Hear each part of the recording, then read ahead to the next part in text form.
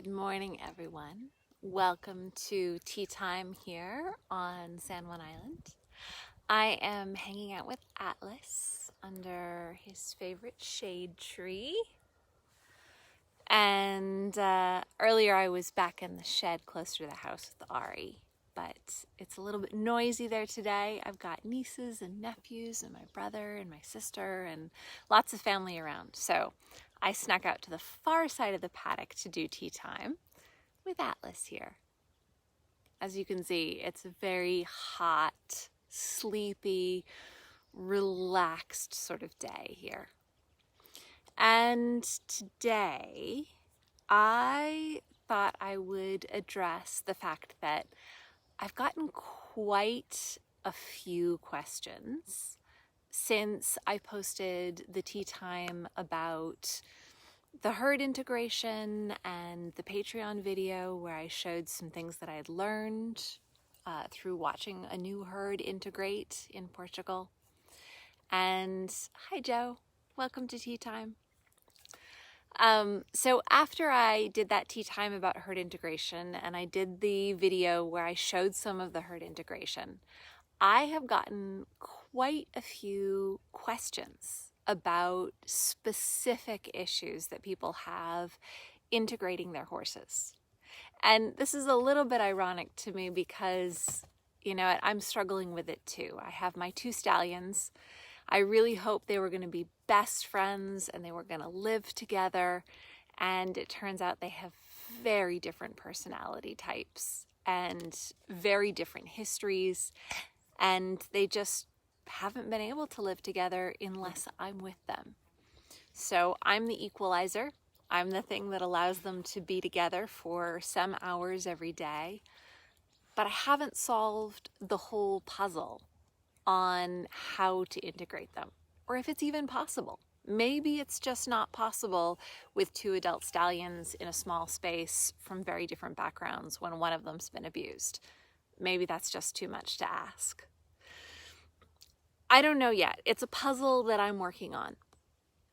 So in any case, I have been getting lots of questions from people about how to solve one problem or another with herd integration.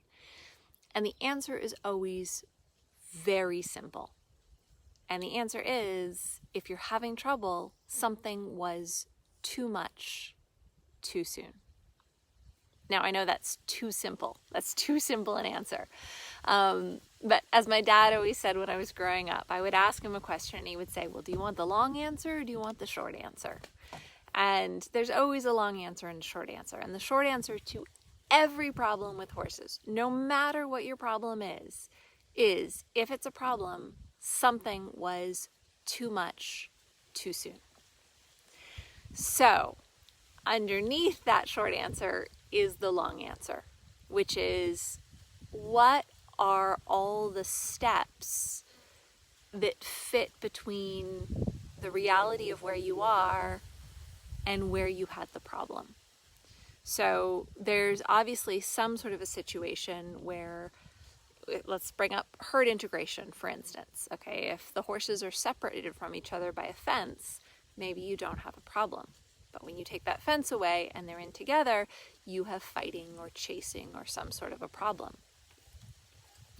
If you have a problem, something was overwhelming for the horse. Something was too much too soon, which means that there are steps you could have taken in between that would have developed the horse to a place where being in with those partners was not overwhelming. Now, what exactly those steps are is going to be different for different horses in different situations. And it's really hard for me, from my point of view, where I don't know your horses and I don't know your situation, to tell you exactly what it is that you've missed. It's really easy for me to give you the short answer. And the short answer is, if your horse is overwhelmed, they're showing too much fight, too much flight, too much freeze, it's because something was too much too soon. That's always the easy answer, and it's always true. So the answer to that is, how do we break it down? How do we find the small steps? And as I was staying with my 2 stallions, I don't really know the answer yet. I know that they can live together very well, very happily, if I am close enough to them. So if I was willing to give up living in my house, and I was willing to walk around the pasture with them 24/7, they could live together 24/7.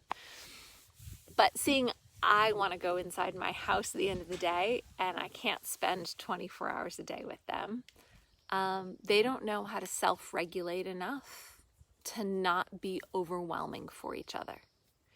And I haven't figured out those answers yet. Okay? Yeah, Atlas.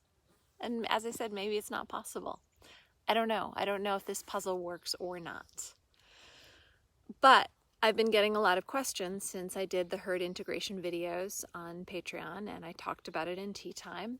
And it's one of those things that it would really have to be more of a collaborative conversation between me and anyone else about trying to figure out what are the pieces of this puzzle. What are the pieces that are overwhelming? How would we break it down?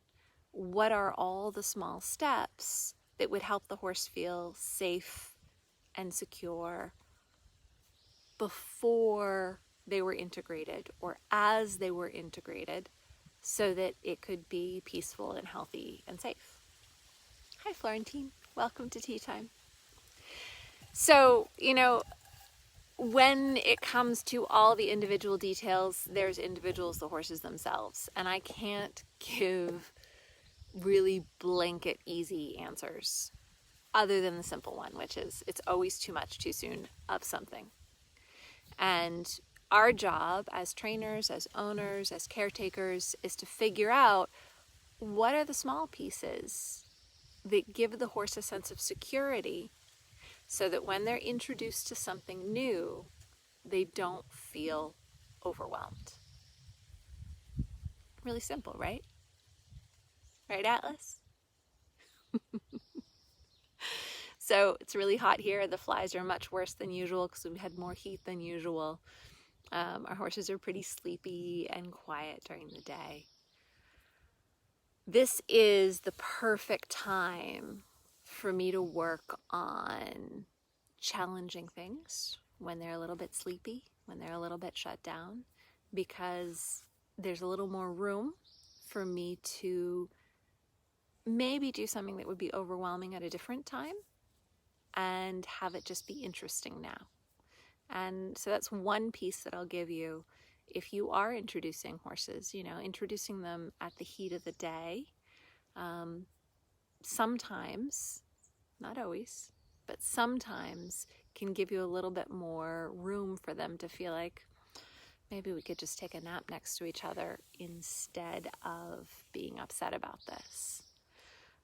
Actually, better than that, I find introducing them during a time when they've just started eating a new pasture, because the new pasture and the food and the taste and the sensations are so soothing to them. It tends to lower anxiety for everyone, and they have a less likely chance of being overwhelmed by the feelings they get with a new herd member joining. Aries, maybe coming to join us? He might stay under the trees up there too.